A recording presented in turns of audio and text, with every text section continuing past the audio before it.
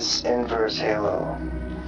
The order of the inverse halo is part philosophical, part esoteric, and part humanitarian effort that is focused on identifying and correcting many of our world's problems facing the human race. In other words, it is a form of advanced activism that is generally called meta-activism. Meta-activism is a term that is taken from the book Psi-Alchemy, which was written by one of our founders, Ermel Malik.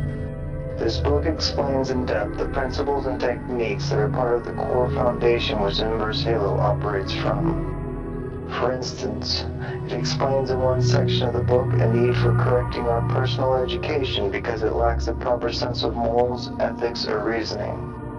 It also goes on to explain how we as individuals must acknowledge that our sole responsibility in life is to further humanity by reversing or inversing many of the corrupt systems of thinking that are preventing us from achieving true freedom and fulfillment.